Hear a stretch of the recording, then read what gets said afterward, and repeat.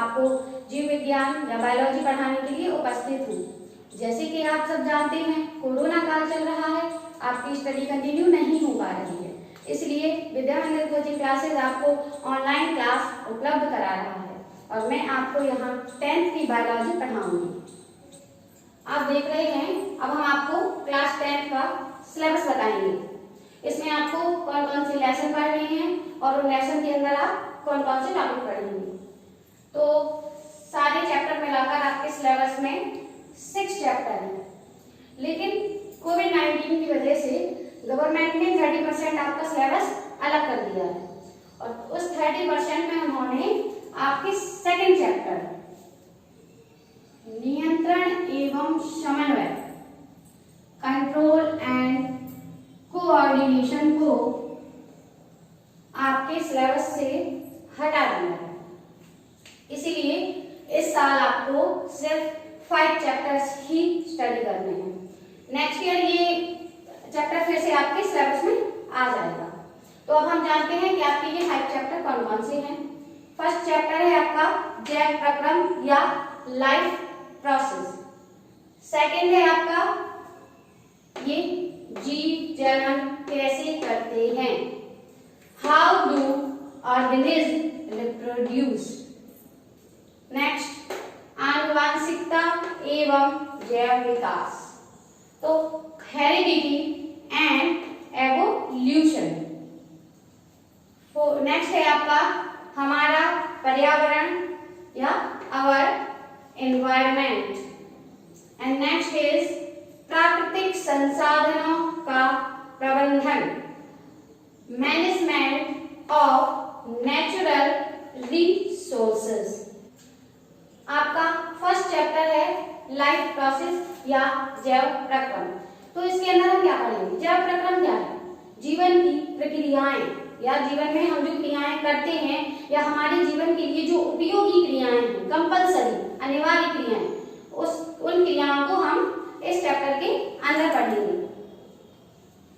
Next है आपका जीव जनन कैसे करते हैं या हाउ डू ऑर्गेनिज्म रिप्रोड्यूस। तो जनन क्या होता है? आप जानते हैं जनन क्या होता है? जनन होता है अपने जैसी संतानों की उत्पत्ति। क्या होता है? अपने जैसे संतानों की उत्पत्ति। अब सबके जनन करने की क्रियाएं भी अलग अलग होती हैं, सबके अलग अलग मेथड होते हैं। प्लांट्स में अलग होते हैं, एनिमल्स में अलग होते हैं। ये सारी क्रियाएं हम इस चैप्टर के अंदर पढ़ेंगे। नेक्स्ट है आपका आनुवांशिकता एवं जैव विकास। तो आनुवांशिकता जानते हैं आप? आनुवांशिकता क्या होता है? आनुवांशिकता है आपका जो आनुवांशिक गुण आपको अपने माता पिता, दादा दादी या नाना नानी से मिलते हैं, उन गुणों को आनुवांशिक गुण कहा जाता है और इन आनुवांशिक गुणों की स्टडी को आनुवांशिकता कहा जाता है। तो ये हो गई आनुवांशिकता एवं जैव विकास। अब आप जानते हैं कि आपका जो जीवन का विकास है वो आपके आनुवांशिक गुणों के लक्षणों पर ही होता है। जो जिस प्रकार के आनुवांशिक लक्षण आपको मिलेंगे उसी प्रकार का आपका विकास होगा। हमारा पर्यावरण ऐसा आवरण जो हमें चारों ओर से घेरे रहता है उसे कहा जाता है पर्यावरण। हमारे चारों ओर का आवरण कहलाता है पर्यावरण।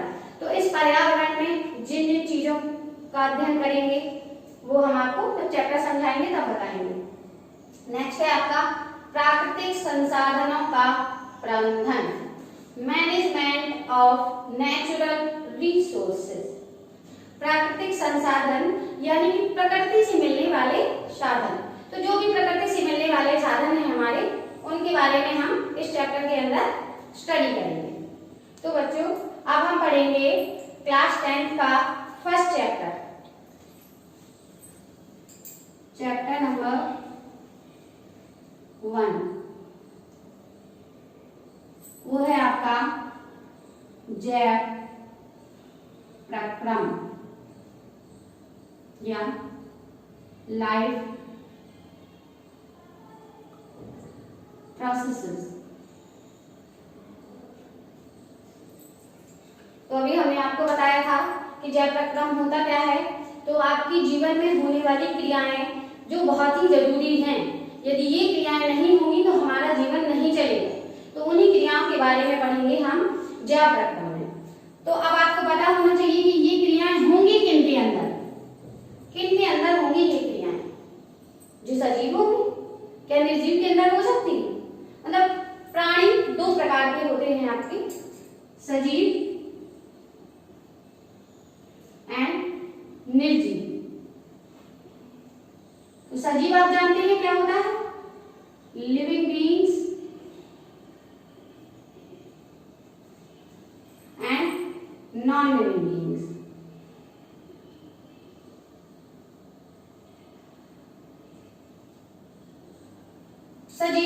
सजीव वो होता है जो गति करता है, जो क्रियाएं करता है, वो सजीव होते हैं। और जो गति नहीं करता, क्रियाएं नहीं करते, वो निर्जीव होता है।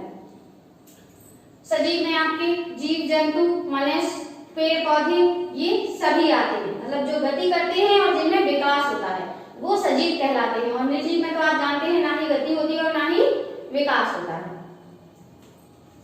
अब इनमें सजीवों में क्रियाएं कौन कौन सी होती हैं? तो होंगी जैव क्रियाएं।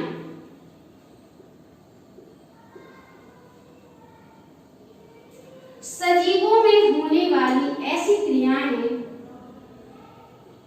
सजीवों में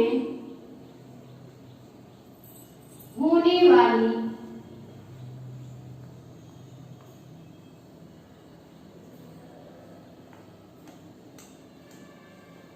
ऐसी क्रियाएं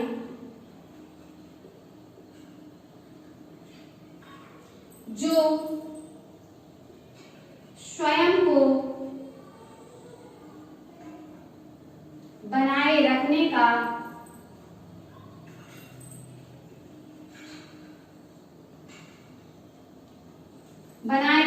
या अनुरक्षण मतलब होता है स्वयं का रक्षण या अनुरक्षण का कार्य करती हैं,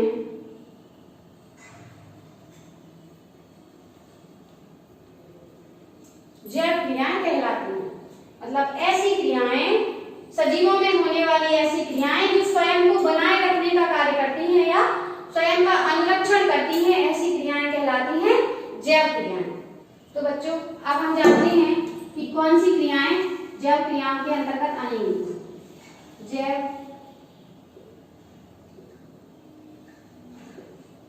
क्रियाएं, बस इन क्रियाओं के अंतर्गत आएगी आपकी फर्स्ट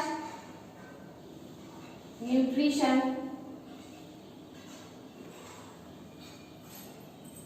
मतलब पोषण।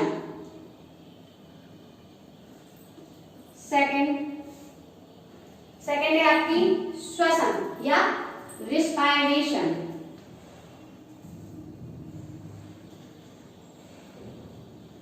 रिस्पायरेशन या श्वसन। And third is transportation.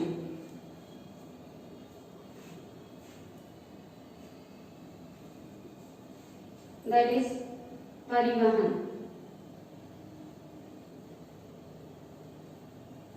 Fourth is excretion, उत्सर्जन। And next fifth is reproduction.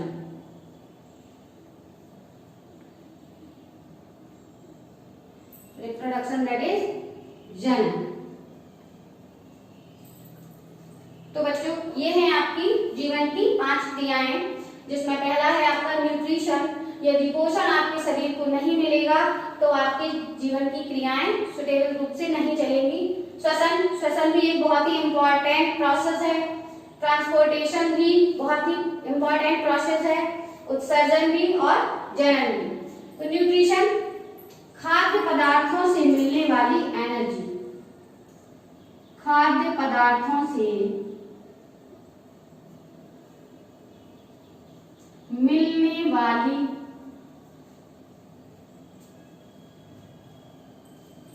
ऊर्जा,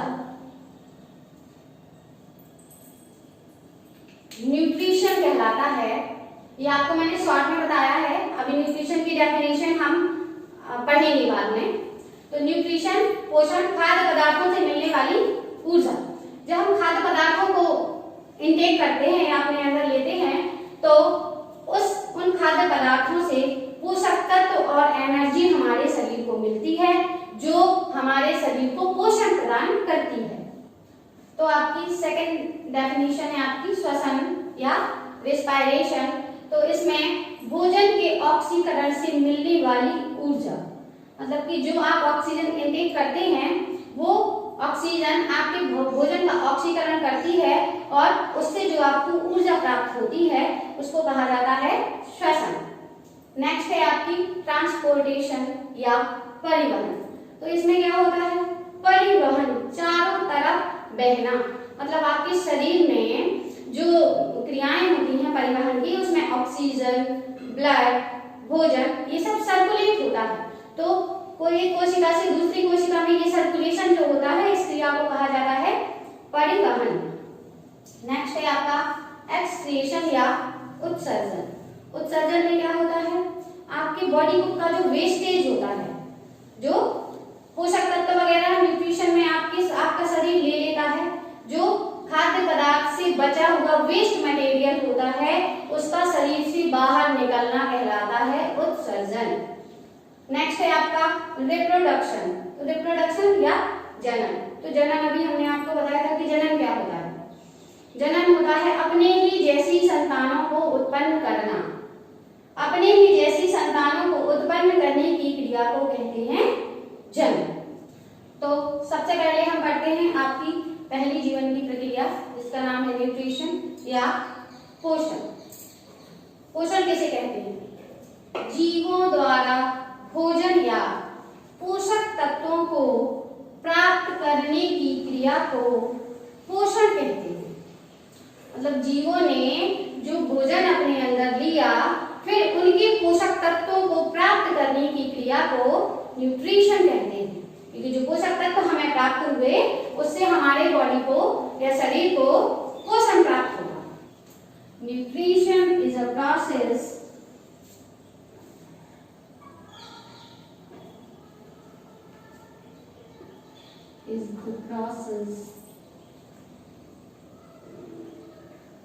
of intake nutrients